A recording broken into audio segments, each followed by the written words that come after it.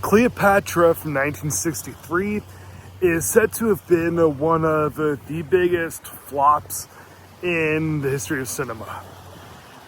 So when I felt like getting it and seeing it, I figured that it was going to be like one of those things that wasn't really well received when it first came out, but after some more analysis and some more restorations, some more things added on to it, some and also like just comparing how things were back in the 50s and 60s to how they are now, generalizations, I figured that Cleopatra would hold up better now than it did back then.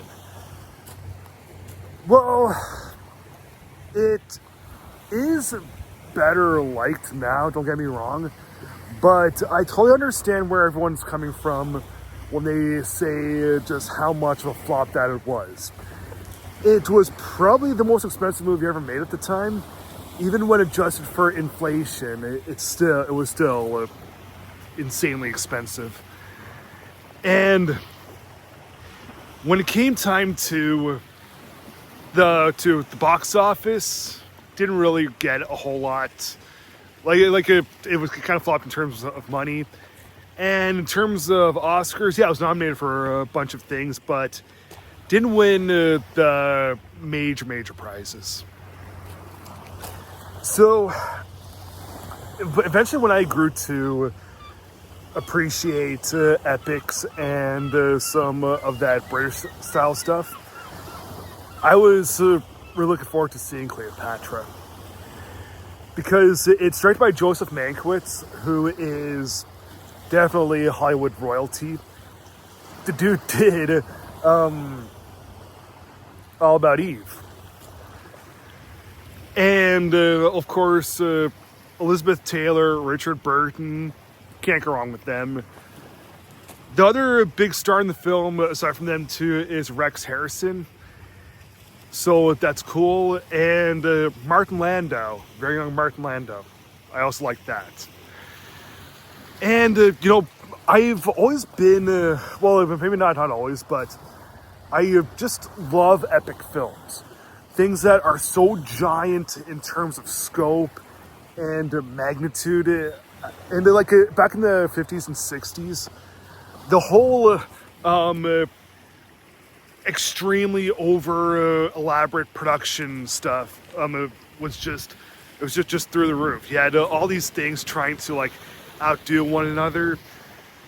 And yeah, there's yet things like Ben-Hur and Giant, all trying to compete with which one was the best epic.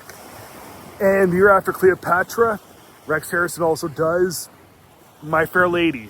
Great epic film. Well, musical epic.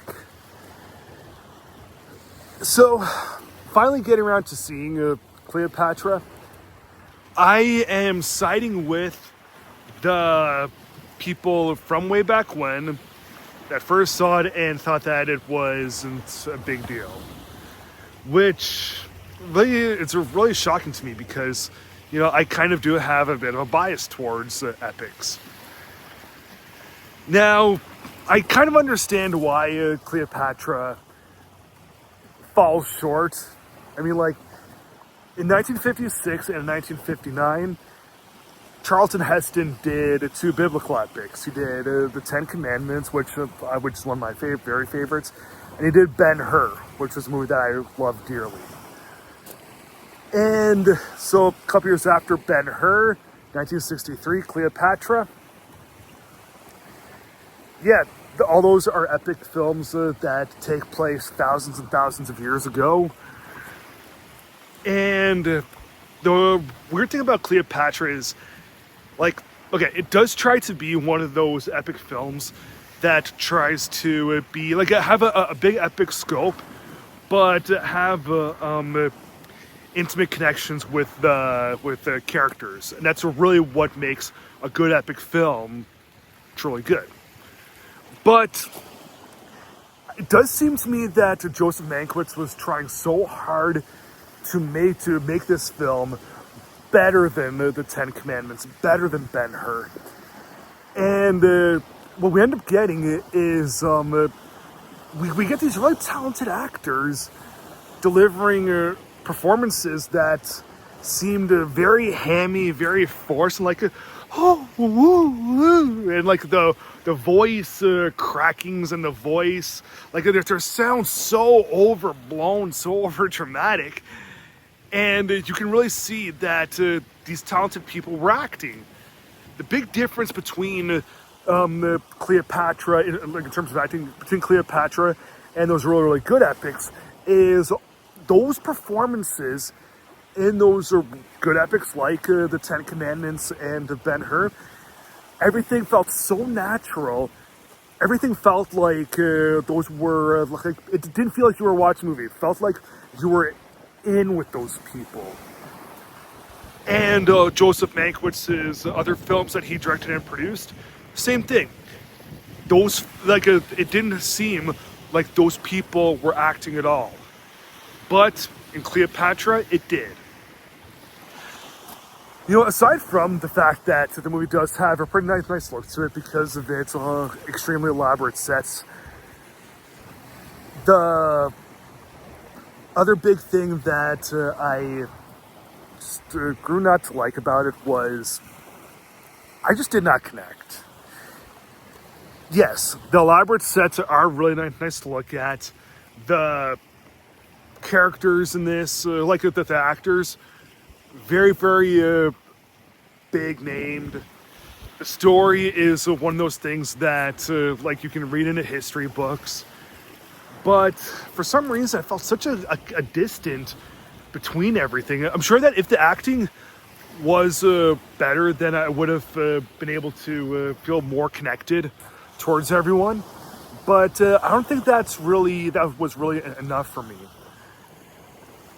Because, you know, I love that big film so much that Cleopatra, it needed more than just better acting for me to be fully along with it.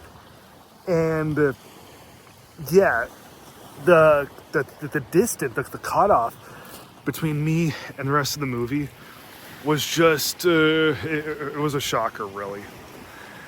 I'm not saying that, you know, everyone is going to feel the same way that I did, but yeah, I don't know why. For some reason, aside from the acting not being very good, and aside from the general look of the film and the big name stars being really, really prominent, I felt nothing with this.